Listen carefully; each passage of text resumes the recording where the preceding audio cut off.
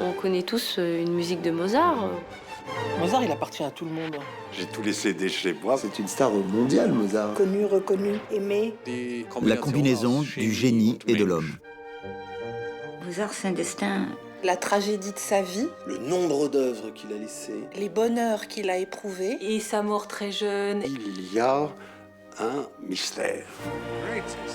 Wolfgang Mozart. Alors, est-ce que c'est la première pop star de l'histoire? La première pop star de l'histoire. Une star, c'est quelqu'un qui brille, qui irradie. Il est très très actuel, très moderne. Ah oui, de ce rock'n'roll. C'était quelqu'un d'unique.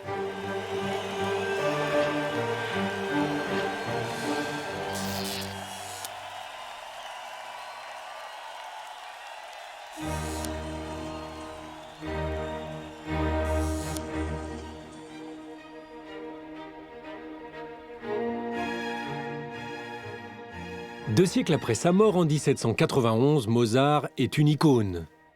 Des millions d'albums vendus, des fans à travers la planète, une musique qui a bousculé son époque, un artiste séducteur et provocateur qui finit fauché en plein vol à 35 ans, bref, un destin tragique digne d'une rockstar. Pour savoir si Mozart est à ce point comparable, il faut regarder dans le berceau de ce bébé du 17 janvier 1756 qui a vu se pencher sur lui l'effet, sinon du rock, en tout cas du génie artistique.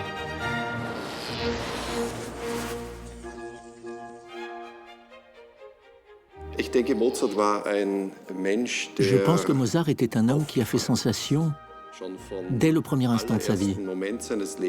Quand on pense qu'à l'âge de 4 ans, il composait déjà, il était déjà virtuose au clavecin. Donc il était hors norme par rapport au fait qu'il avait une oreille absolue. Donc il y avait une reconnaissance immédiate donc, des sons au niveau musical, et ça c'était dès l'enfance. Il jouait avec des livres, il essayait, ou avec de l'encre. Il a commencé à l'âge de 4 ou 5 ans à dire j'écris de la musique, ou j'écris un concerto, et quand son père lui dit mais c'est injouable ce que tu as écrit, il a dit mais justement c'est parce que c'est très difficile, c'est pour ça que c'est un concerto, il faut étudier beaucoup avant de réussir à le jouer.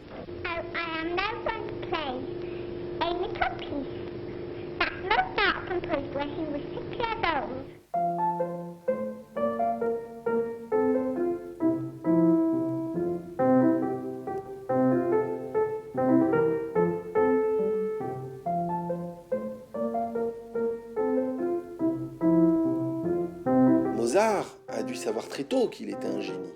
Il a dû se rendre compte extrêmement tôt qu'il ne ressemblait à personne d'autre, ni enfant, ni adulte. Il a dû se rendre compte très vite qu'il jouait mieux que son père. Car c'est son père, Léopold Mozart, qui détient la clé essentielle du génie de son fils. En 1759, Wolfgang n'a que 3 ans et déjà il s'intéresse au cours de clavecin que suit sa sœur Nannerl. Son père le remarque immédiatement. Son père a tout de suite été convaincu qu'il avait affaire à un authentique génie, à un phénomène exceptionnel. Léopold Mozart donnait des cours, il avait donc des élèves. Et cet enfant, en écoutant les élèves et les commentaires de son père, apprenait en même temps, au point d'être capable de dire qu'un violon était accordé 1/4 de ton plus bas que la veille. Léopold Mozart a fait son fils, a fait Mozart. Mozart serait pas devenu Wolfgang, ne serait pas devenu Wolfgang Mozart s'il n'y avait pas eu Léopold.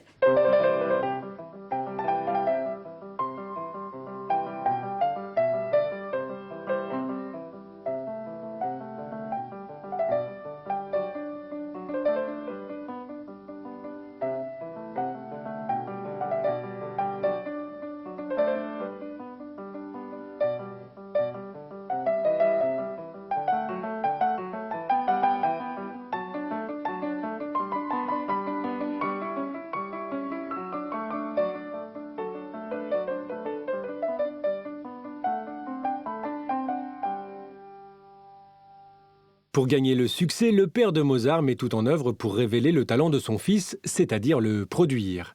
Mozart a l'étoffe d'un héros, Léopold va en faire un prodige. On peut retrouver énormément de points communs entre Mozart et ce qu'on appelle les pop stars, notamment dans le mode d'éclosion du génie.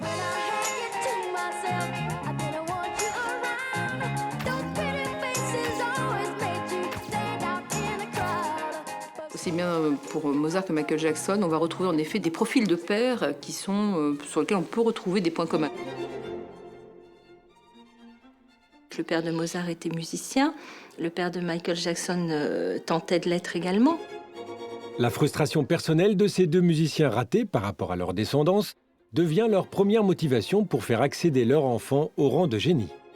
Ce sont des perfectionnistes et ils vont les faire travailler avec une sorte de rage de travail dont aussi bien Michael Jackson que Mozart vont se saisir et cette rage de travail, ils vont la garder donc jusqu'au bout. Mozart a dit « Pour ne plus avoir à me donner de peine aujourd'hui », donc c'est ce qu'il a dit à l'âge adulte, « j'ai dû m'en donner beaucoup autrefois ». Donc on peut supposer que toute la peine qu'il s'est donnée n'était pas seulement pour produire des œuvres de qualité, mais aussi pour épater son père. Le regard et l'amour de son père, voilà ce qui va animer Wolfgang toute sa vie, ce qui expliquera également son besoin de se confronter à toutes les autorités. Pour l'heure, c'est avec sa sœur que Wolfgang va connaître son premier public, l'aristocratie des cours d'Europe. De 1762 à 1766, son père organise leur première tournée. Francfort, Paris, Londres, Amsterdam, Genève, Zurich. Wolfgang a 6 ans et il fait déjà un tabac. The greatest prodigy, Wolfgang Mozart.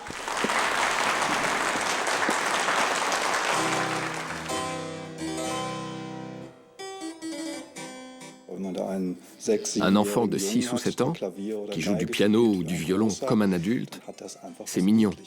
Cela attire les regards.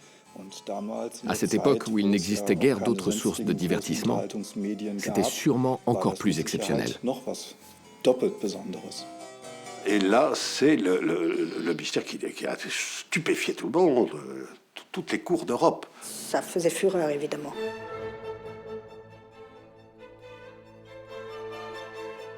On en parle tant dans la presse française que dans la presse anglaise, oui, aux Pays-Bas aussi. Wolfgang est un phénomène. Pour la Deutsche Chronik, le bi-hebdomadaire d'Augsbourg, si Mozart n'est pas une plante de serre, il deviendra un des plus grands compositeurs qui ait jamais vécu. Léopold fait tout pour. Et le père, que ce soit Léopold Mozart ou Monsieur Jackson, a basculé très vite en devenant non plus un père, mais un dresseur. The boy will now play a concerto without sight. D'autant plus que Léopold Mozart n'hésitait pas à organiser quelques petites mises en scène, à le faire jouer les yeux bandés. Caché dans la pièce d'à côté, Wolfgang doit reconnaître les notes ou reproduire les accords qu'il entend. C'est le parfait petit singe de foire. Et comme aguerri au marketing du show business, Léopold a ses astuces de communication. Il diminue régulièrement l'âge de son prodige. Ça faisait déjà partie du système et c'est un petit peu comme maintenant aussi.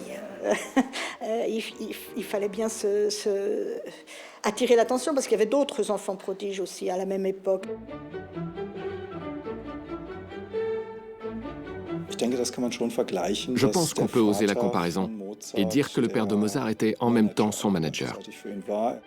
D'abord, il faut penser qu'à l'époque, organiser un voyage en Europe comme il l'a fait avec ses 2 enfants dans les années 1763-66, ça n'était pas une mince affaire. Il y avait beaucoup plus de frontières que nous n'en avons maintenant. Il fallait changer de l'argent, c'était très compliqué. Il n'y avait pas de système bancaire. Il y avait toute l'organisation, toute la logistique, si je peux dire, de se faire recevoir chez les grands de ce monde. Et puis, il y avait donc les contacts à avoir avec la presse. On a annoncé les concerts et Léopold Mozart faisait tout ça. Il a fait peindre ses enfants, le portrait de Carmontel qui a été fait à Versailles ou à Paris. Il en a fait faire des gravures de façon à les distribuer au moment des concerts, etc. Donc il pensait à toute la publicité, la pub qu'on pouvait faire au XVIIIe siècle.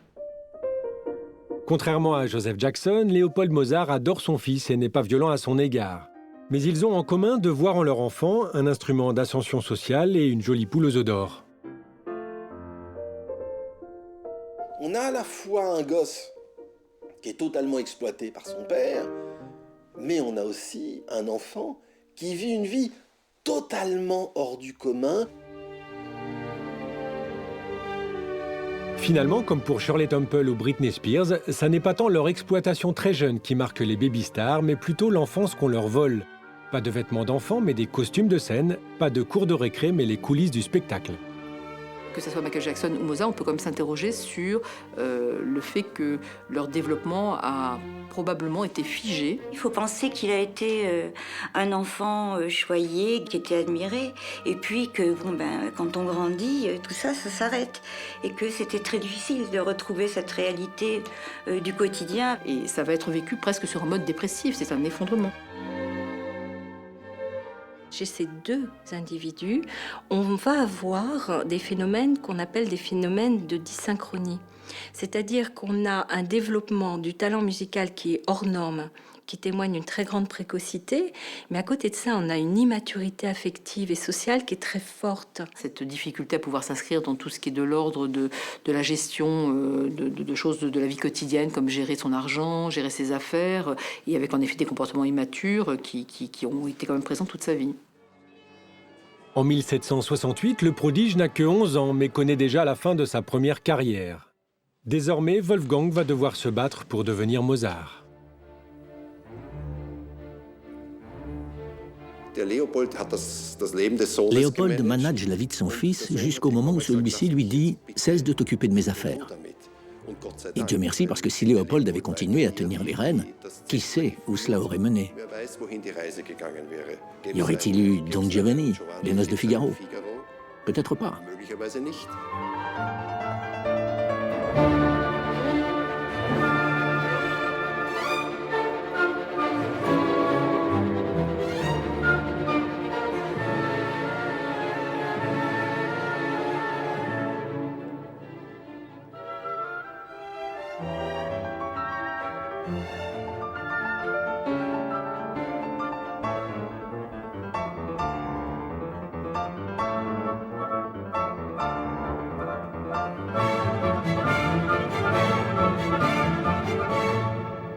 Son émancipation et sa liberté, Mozart va d'abord les trouver dans la musique.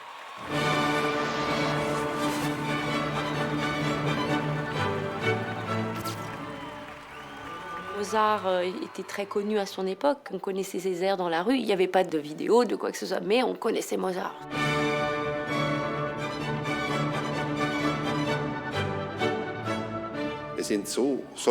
Il y a des parallèles avec la vie des stars d'aujourd'hui, dans la manière dont l'on célébrait ses admirateurs. Il est parvenu à ce que les gens sifflotent ses mélodies dans les ruelles et les rues de Vienne, comme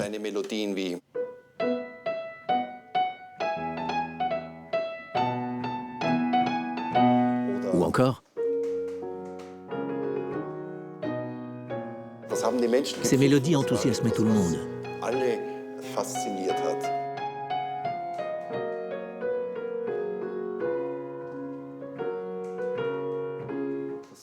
On avait ces airs en tête, c'était les tubes de l'époque.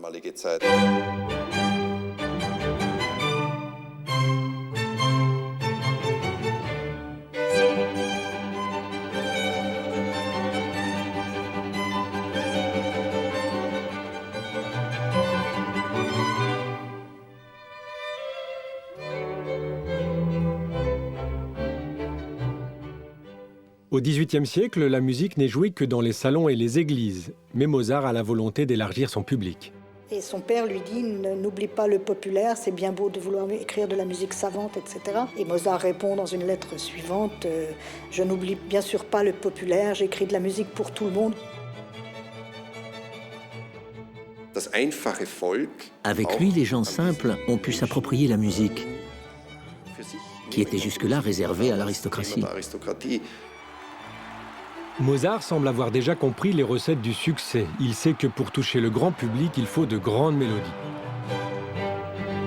C'est que les mélodies de Mozart, elles sont quelque chose qui plaît, qui provoque de l'émotion et qui est, on dirait aujourd'hui, qui est tubesque.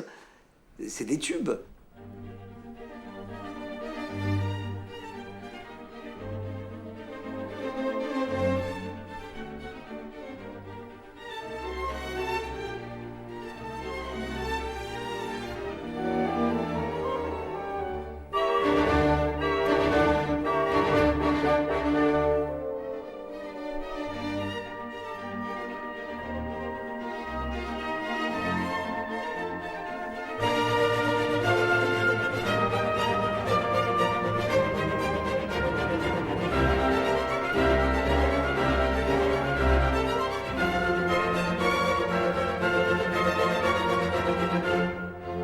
ce qui est frappant, c'est l'évidence de cette musique.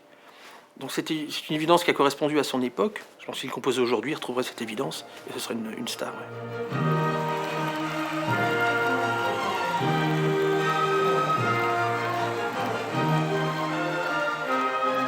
Mozart, il est absolument nourri de culture populaire, on l'oublie souvent, mais il y a maintes choses aussi dans sa musique et dans ses opéras qui viennent des petits lieds, qui viennent de l'air de Papageno. C'est une petite chanson, comme une chanson populaire, hein, on dirait.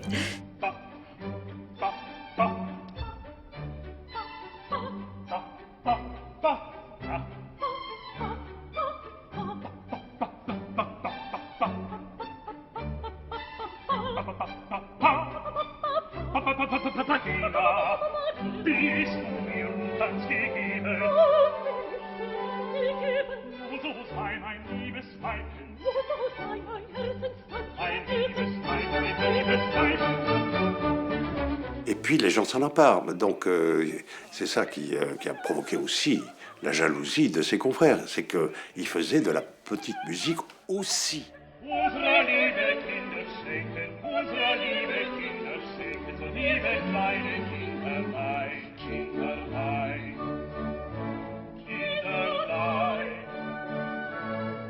Contrairement à ses contemporains compositeurs, ni performance technique, ni intellectualisation de la création chez Mozart, il met en musique des sentiments tout simplement humains.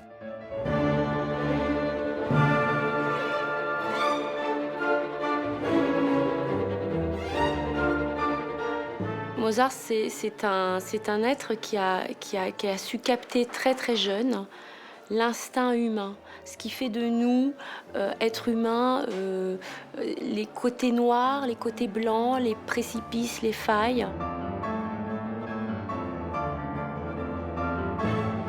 Par rapport à Beethoven qui interrogeait vraiment des questions existentielles, l'homme dans l'univers, le cosmos. Il n'y a pas chez Mozart, je crois, de grand sens métaphysique. Pour l'époque, c'était inhabituel.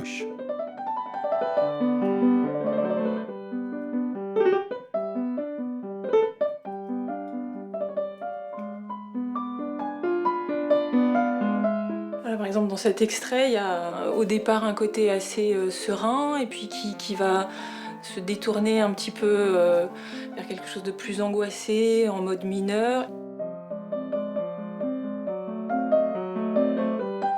Et puis, tout de suite après, cette espèce de développement assez dramatique, par une petite pirouette, tagadadam, tagadadam, il va nous ramener vers un thème beaucoup plus doux et encore une fois assez serein. C'est à se demander si finalement Mozart n'avait pas compris avant tout le monde comment répondre à l'attente du public, quitte à parfois forcer un peu le trait sur les émotions. La plus belle musique occidentale nous vient de Mozart, mais la pire aussi nous vient de Mozart. Parce que Mozart a assumé de faire parfois pleurer les violons d'une manière absolument scandaleuse, d'une manière absolument vulgaire, d'une manière absolument appuyée, mais parce qu'il aime bien que les larmes coulent très très très très fort.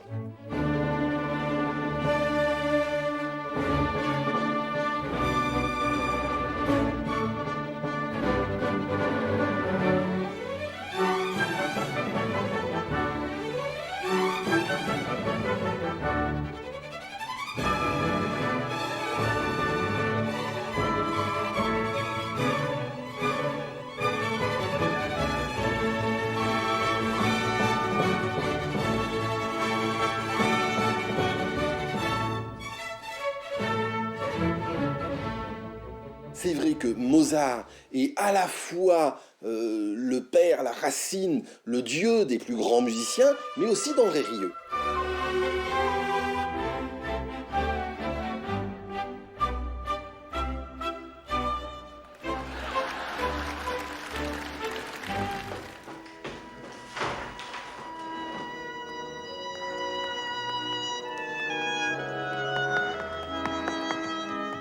Comme il sait s'adapter au public, Mozart sait également plaire aux plus avertis et amateurs de musique, les aristocrates et les nobles.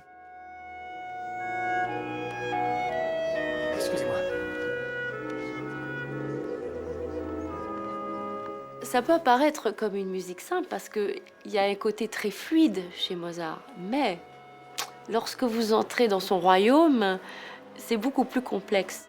Mozart avait cette volonté et cette capacité de faire les deux, de produire des choses simples, belles, parlant à tous les cœurs, et des choses extrêmement complexes, très difficiles à rejouer, extrêmement difficiles à composer et à comprendre, même pour les amateurs.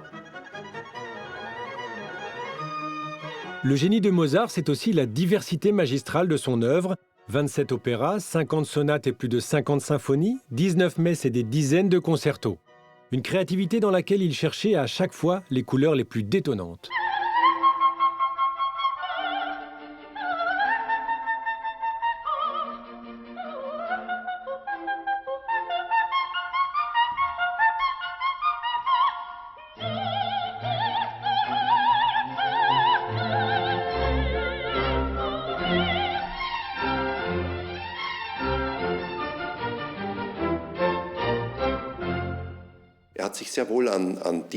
Il respectait les formes en vigueur à l'époque, mais en même temps, il les remettait toujours en question. Ça, c'est du génie. Ce qui est très fort dans la musique de Mozart, souvent, c'est ce côté du dialogue entre le soliste et les instruments. C'est l'art de la narration caractéristique des œuvres de Mozart. La plupart du temps, cela passe par les quintes, comme ici. Mi mineur, puis La, le soliste joue, puis l'orchestre lance une balle. Le soliste attrape la balle au bond et continue de courir avec. Il s'élance, s'envole, atterrit, et puis revient, rejoint le thème.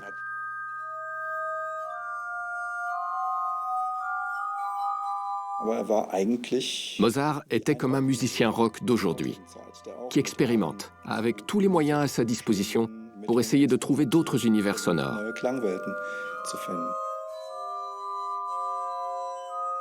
Sa créativité, c'est non seulement au niveau des compositions qu'il a pu faire, mais également par rapport à l'utilisation des instruments. Il a écrit pour piano, pour quatuor à cordes, pour orchestre symphonique, pour orgue, pour harmonica de verre, pour toutes sortes d'instruments.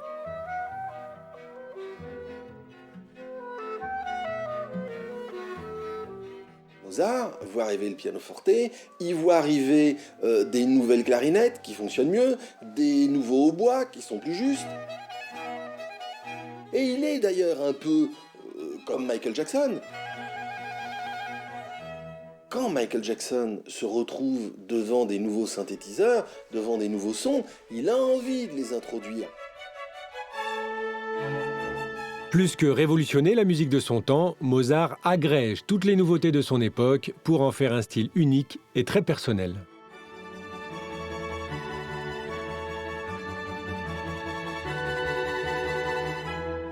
Je ne crois pas qu'il ait vraiment fait exploser les formes ou créé un langage complètement novateur, comme certains compositeurs ont pu le faire, sans avoir peut-être son génie créatif. Mais il va se servir de ce code, de ce langage, justement de l'époque classique, pour aller vers autre chose. Mais parce qu'il a ce goût de faire la synthèse entre tout ce qui est possible.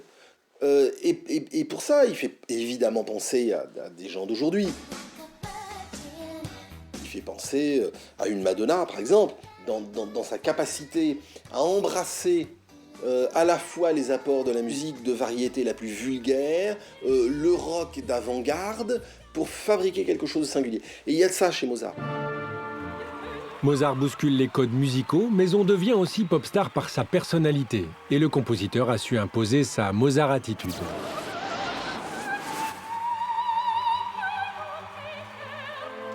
Plus de doute, Mozart avait une personnalité frivole, excentrique et même rock. Toute sa vie, il a recherché l'attention, parce qu'il y avait goûté très tôt. Il en tirait sa force pour vivre et pour composer sa musique. Il avait besoin de sentir que ce qu'il faisait trouvait un écho. Et pourtant, Mozart ne peut pas vraiment jouer sur son sex appeal, comme on dit aujourd'hui. Le génie n'était pas forcément une sex-bombe. Il n'était sans doute pas beau. On dit qu'il mesurait à peine plus d'1,52 m ou quelque chose comme cela. D'après ses contemporains, Mozart avait de grands yeux globuleux et un très grand nez. Et on présume aussi que son visage portait des traces de petite vérole. Le prodige lui-même n'aimait pas son physique, mais comme Serge Gainsbourg ou Mick Jagger, par exemple, il savait séduire. Ça ne l'a pas empêché d'avoir évidemment des chanteuses, notamment, qui lui tombaient dans les bras. Parce que comment résister à un génie qui fait cette musique? Elles sont transportées, elles volent, elles volent, elles volent.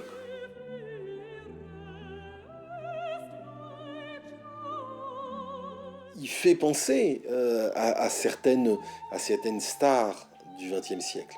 Si on réfléchit bien à ce que peut être Elvis Presley au début de sa carrière, un petit gros, avec le cheveu gras, mais Elvis va réussir à retourner totalement le standard de la beauté, du sex-appeal et de la séduction.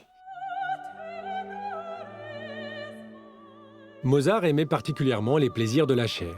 Sa vie intime commence avec sa petite cousine, Maria Anna Tekla, à qui il écrira même des lettres un peu cochonnes. « Venez sans faute, sinon c'est la merde. Je pourrais alors vous fouetter le cul, vous baiser les mains, tirer du fusil postérieur, vous embrasser, vous donner des lavements par devant et par derrière. » C'est un petit jeu, ces petites phrases, je te prendrai par devant, par derrière, je suis cochon, je suis le baron de la queue de cochon, etc. Ça, ce sont des amusements, des enfantillages, je dirais. Certes, la scatologie est un fait d'époque. Le roi faisait ses besoins en public et même la mère de Mozart parlait de ses flatulences. Mais cela reste surprenant de la part du génie qu'il était musicalement. En fait, Mozart, l'ex-baby star, restera un gamin toute sa vie, amoureux de la fête et des sorties. Donc c'est effectivement un trait que l'on peut retrouver dans la vie de beaucoup de pop stars également, c'est cette inaptitude à mener une vie d'adulte sérieux, un peu austère, avec un souci de productivité, etc. Il aimait beaucoup danser, on sait qu'il allait au bal et que je pense en fait le couple Mozart et sa femme Constance devait être un couple un petit peu bohème, oui certainement. Après ses débuts un peu délurés avec sa petite cousine, Mozart connaîtra une passion exaltée avec Aloysia Weber. Mais c'est avec sa sœur, Constance Weber, qui deviendra sa femme en août 1782, qu'à 26 ans, il connaîtra l'histoire d'amour de sa vie. Elle l'appelle Wolfie, Wolfgang, Wolfie, et lui il l'appelle Starnzy, puisqu'il s'appelle Constance. Et les lettres à Constance de la fin de la vie de Mozart sont absolument bouleversantes. Ce sont des lettres de grande proximité et d'amour.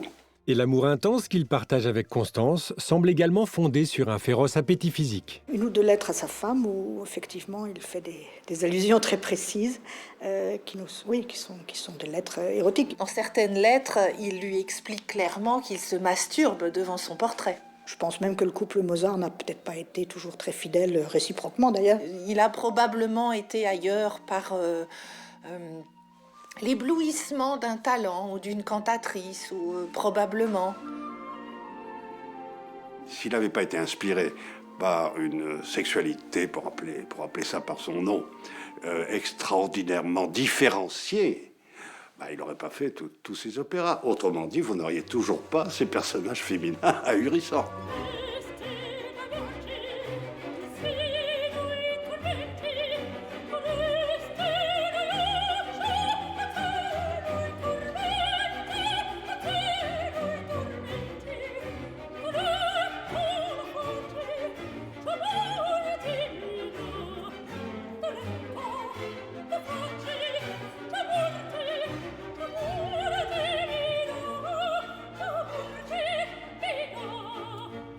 Pour séduire, comme toutes les stars, Mozart a passé son temps à écrire des chansons d'amour, disons plutôt pour cette époque, de grande musique sensuelle.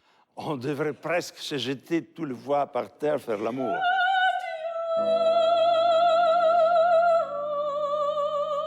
Prendila così, tac, per le spalle, tac.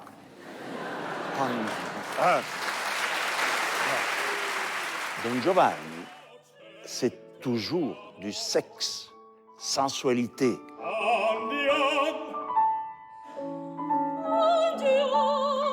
La musique de Mozart est très sensuelle. Très sensuelle, il n'y a qu'à voir tous les airs qu'il a écrits pour les femmes. La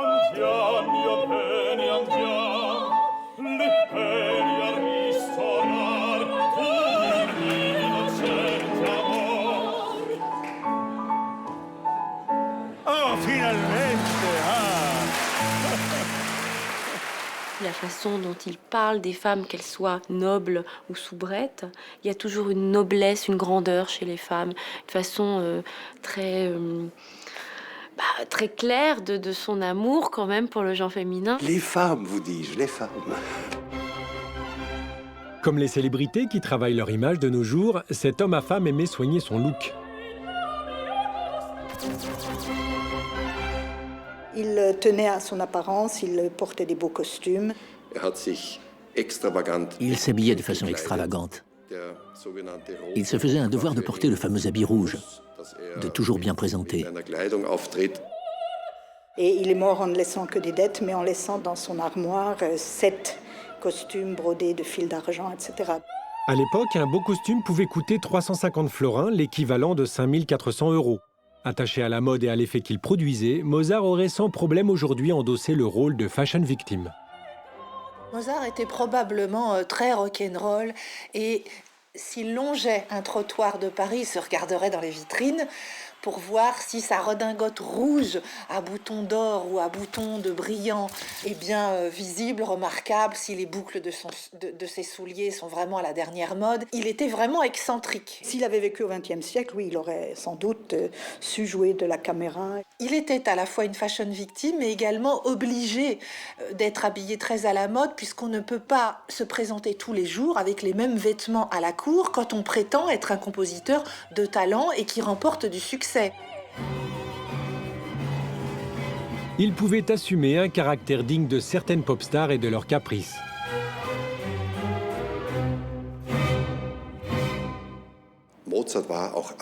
Mozart était arrogant en tant qu'artiste. Et c'est un trait de caractère que l'on retrouve dans le monde contemporain. Il était égoïste, au sens où il savait très bien reconnaître ses propres capacités. Mais c'est également cette assurance prononcée qui lui a permis d'affirmer ses révoltes. Car Mozart ne bouscule pas seulement les courants musicaux, Amadeus va devenir le premier artiste rebelle.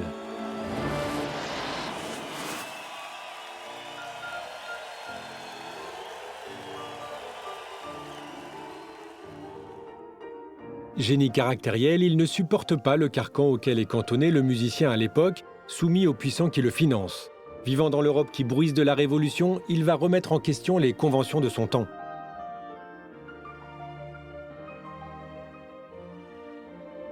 L'époque était très différente. Les compositeurs, d'une part, étaient très dépendants de leurs mécènes. Être compositeur, c'était un boulot comme un autre, un travail comme un autre. Aujourd'hui, on les considère comme des génies, c'est un statut à part qui n'existait pas à l'époque de Mozart. Il faut décrocher les commandes des nobles pour leurs soirées ou leurs événements familiaux pour être payé et pouvoir vivre. À partir de 12 ans, Mozart est donc employé par le prince-archevêque de Salzbourg, mais à sa mort, 3 ans plus tard, en 1771, son remplaçant, le comte de Colloredo, qui ne s'intéresse pas à la musique, devient la bête noire du compositeur. Ça a été évidemment un changement à Salzbourg parce que la famille Mozart, en 1772, quand le prince Colloredo a été élu, est tombée de haut parce qu'on devait se serrer la ceinture et les messes ne devaient pas durer plus de 20 minutes, etc. Donc toute la musique a été un petit peu restreinte à ce moment-là. Colloredo limite Mozart aux musiques d'église, retarde ses promotions et lui recommande même de retourner au conservatoire de Naples. Assurément, on lui préfère les musiciens officiels de la cour, les concurrents de Mozart, comme à Vienne, Antonio Salieri. Son drame, ça a été qu'il n'a pas eu le poste qu'il souhaitait, ou qu'il souhaitait pour asseoir sa situation. Est-ce qu'il aurait accepté les contraintes de ce poste ? Salieri, il s'occupait de faire nettoyer les costumes des musiciens, il s'occupait de racheter des instruments, il s'occupait de faire des tas de choses. L'entretien de toute la chapelle de la cour. Mozart, ça ne l'aurait pas intéressé. Ce qui l'intéressait, c'était de composer pour la cour.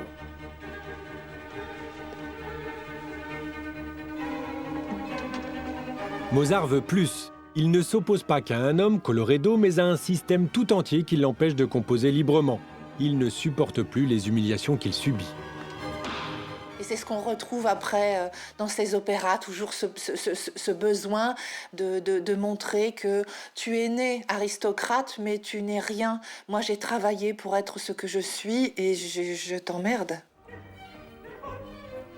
De nature insoumise, Mozart se sert de sa musique pour se défendre haut et fort. Une manière de critiquer également l'ordre social, comme dans Les Noces de Figaro, jouées pour la première fois à Vienne le 1er mai 1786.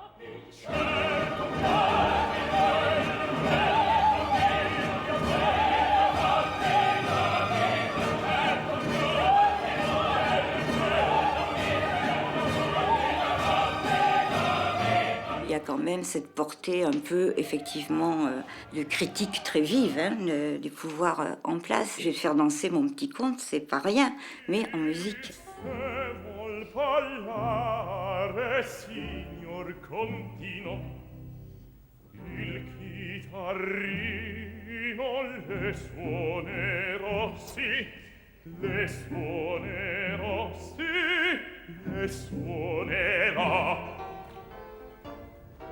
Ce n'est pas un hasard si Mozart et Da Ponte adaptent Figaro. La pièce est interdite, ils en font un opéra. C'est exactement de la même manière que si aujourd'hui un grand cinéaste, un Spielberg, venait et disait « tiens, je vais adapter un livre qui est interdit de vente en librairie ».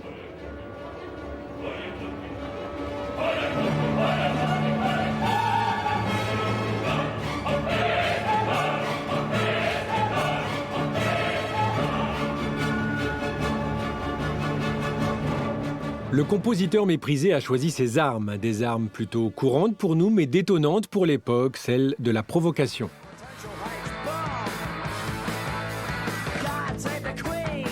Il y a toujours de la provocation chez Mozart. C'est une façon d'exister, de capter l'attention. Et qui tient de ce que l'on verra chez John Lennon, de ce qu'on verra peut-être chez Eminem, de ce que l'on voit chez Madonna, de dire des choses qu'on ne doit pas dire, de flirter avec des idées interdites. C'est le côté qui a été peut-être mis un petit peu en évidence dans le film de Foreman, où on le voit avec une perruque qu'on pourrait dire punk ou des choses comme ça. Peut-être qu'il aurait une crête d'Iroquois, je ne sais pas. Mais il aurait sans doute peut-être écrit de la musique contestataire, oui, c'est sûr. Mais Mozart va plus loin que la musique. À plusieurs reprises, il claque la porte de Colloredo, celui qu'il traite de longues oreilles, en référence à celle des ânes. Affront absolu, mais Mozart est prêt à perdre sa sécurité pour gagner sa liberté. C'est le premier musicien indépendant, qui est donc le révolutionnaire même. C'était très culotté, très risqué aussi. Car la liberté artistique a un prix. À force de s'user la santé, à décrocher des commandes, voire à quémander de l'argent à des donateurs, Mozart va le payer très cher. Cette ère de liberté, elle va passer par le fait, en effet, de ne pas être payé et de ne pas avoir ce minimum de confort. Voilà un autre parallèle. Aujourd'hui, de nombreux artistes se sentent tenus pieds et poings liés par leur label ou veulent s'en séparer. Il y a des exemples célèbres. George Michael ou Prince, par exemple, se sont séparés de leur maison de disques, et de façon spectaculaire, parce qu'ils avaient l'impression d'y être des esclaves. De la même manière, à un moment, Mozart a voulu quitter Salzbourg parce qu'il ne s'y sentait plus libre. Vous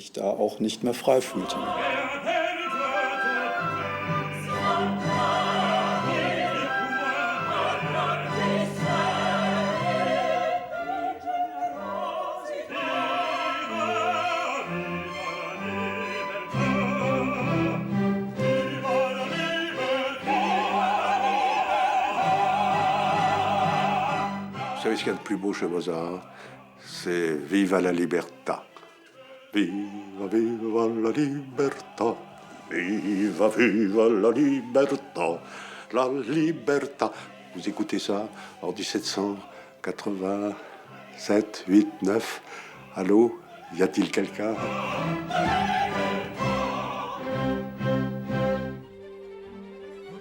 Et la liberté à tout prix voulue par Mozart ne lui laisse pas d'autre alternative que le succès.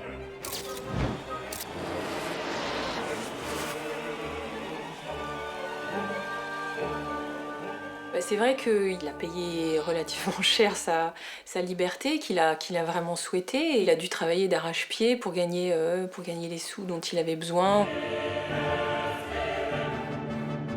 Alors, comment notre pop star du 18e gérait-elle son business? Pour gagner sa vie, le génie est principalement allé à la rencontre de son public. Mozart, à son époque, a été l'un des premiers artistes à beaucoup voyager. Il a passé 10 bonnes années de sa vie en tournée à travers l'Europe.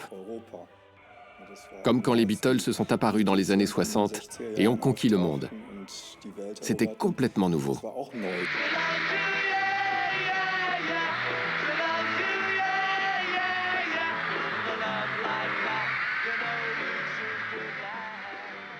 Les musiciens d'aujourd'hui, à l'heure où Internet a provoqué la crise du disque, ont les plus grandes difficultés à vivre de leur musique. La plupart vivent de concerts. Et quand ils n'ont pas d'engagement, beaucoup donnent des cours.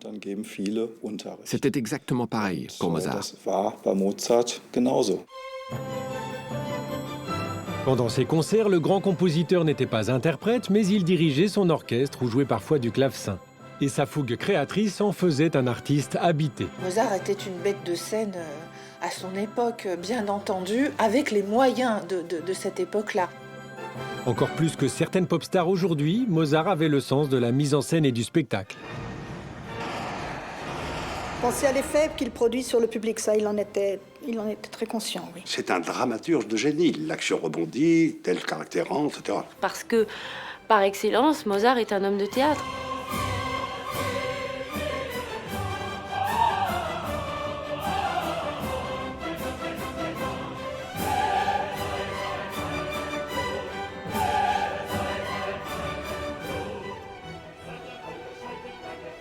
Parce que c'était aussi une garantie de succès. Le public avait en permanence besoin de nouveautés. Lorsque Madonna change 8 fois de costume sur scène, c'est une façon de susciter un nouveau regard, un regain d'intérêt et d'éviter toute monotonie. Donc pour lui, intégrer ce que l'on appelait les turqueries comme dans l'enlèvement au sérail, c'est vraiment une façon d'apporter de l'exotisme, de la nouveauté, des costumes avec des couleurs qui claquent.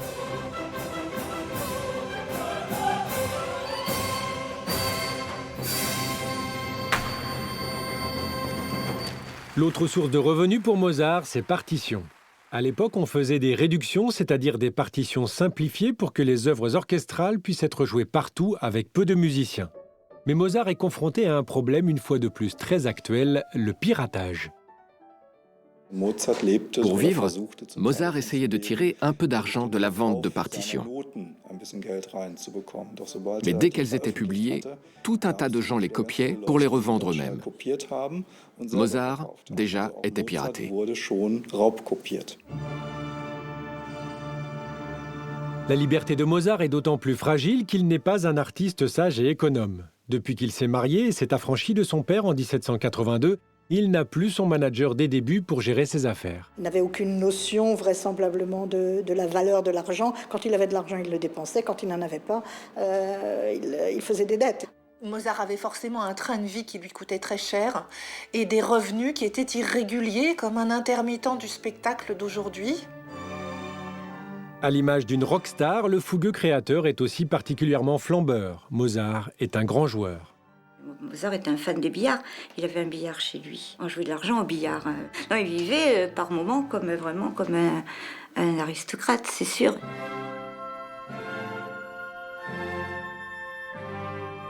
Si elles sont rarement plus gestionnaires, les pop stars actuelles ont la chance de bénéficier des droits d'auteur et du marketing, un système avantageux et rémunérateur. Mozart, lui, génère de nos jours beaucoup plus d'argent que de son vivant. Si Mozart venait aujourd'hui réclamer des droits d'auteur sur l'exploitation de son image, il pourrait acheter, d'après les calculs que j'avais demandé, il pourrait acheter l'Autriche. La musique de Mozart est partout, car aujourd'hui, ses œuvres circulent grâce à des supports médias bien plus nombreux qu'à son époque. On connaît tous une musique de Mozart. Comme ça, on dit « Ah tiens, qu'est-ce que c'est ça ?» Vous n'avez qu'à regarder les publicités.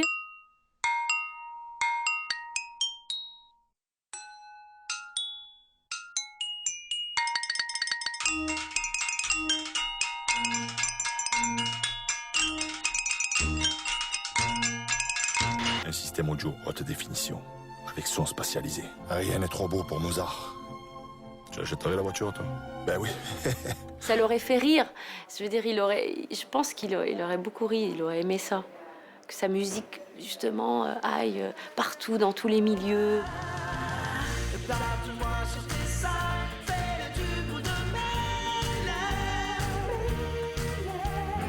Mozart est même devenu le personnage d'une comédie musicale. Aujourd'hui, il toucherait une vingtaine de millions d'euros par an, car Mozart ne rime plus seulement avec musique. J'aime pas employer le nom, mais certainement c'est devenu une marque. Je ne sais pas qui gagne, Coca-Cola ou Mozart, ça serait très intéressant à savoir. Mais je crois qu'il n'est pas loin de Coca-Cola, Mozart. Mozart, on le met à toutes les sauces, si je peux dire.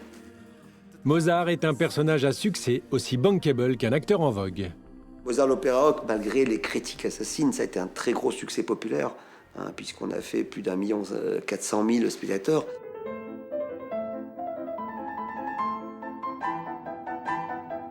Et comme pour les plus célèbres pop stars, le merchandising Mozart est carrément devenu une industrie. Les manuscrits de 9 symphonies ont été vendus environ 3 millions d'euros en 1987. La marque Wolfgang Amadeus Mozart a été évaluée à 5 milliards d'euros en 2006, se classant parmi les 50 premières marques du monde. Et sur Internet, Mozart apparaît dans plus de 135 millions de pages. Il paraît que les CD avec la musique de Mozart fait beaucoup de bien aux bébés. Et même j'ai entendu pour le bétail, que la musique de Mozart aidait beaucoup à produire du lait, etc. Ouais, ça, malheureusement, c'est le trait de notre époque, on va dire. Au-delà de la musique de Mozart, au-delà de la marque Mozart, le personnage Wolfgang Amadeus est aussi vendeur.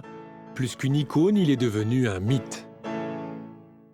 C'est un petit peu le mythe de l'artiste incompris, endetté, en proie à des démons, une mort prématurée ou extrêmement douloureuse.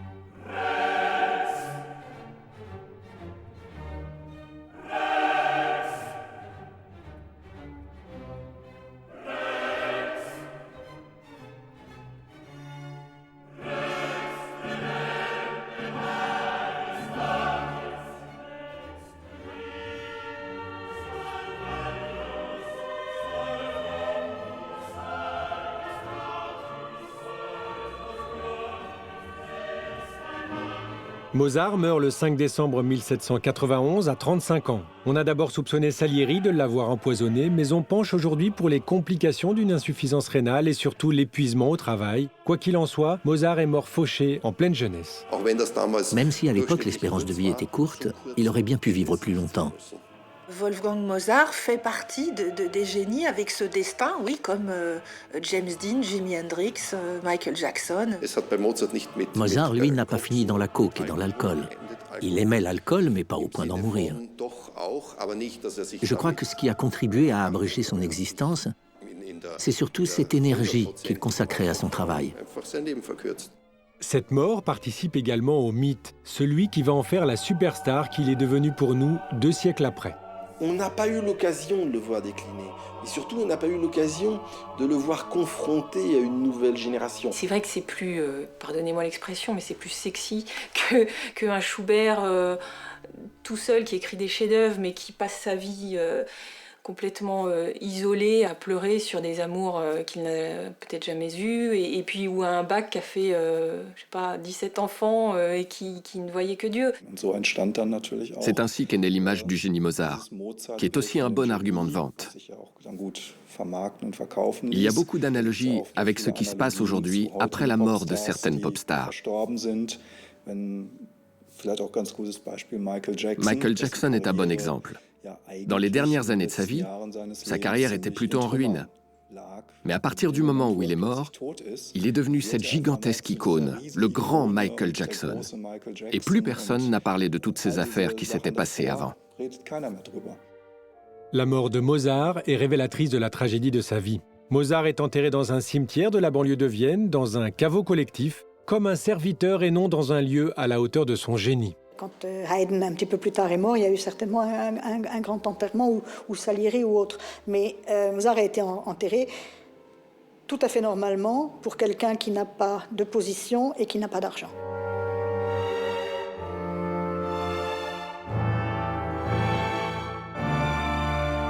C'est plutôt drôle, finalement, d'être enterré dans la fosse commune et de se retrouver au XXIe siècle sur des écrans de télévision. Je pense que, je vous dis, il avait de l'humour, donc il doit rigoler.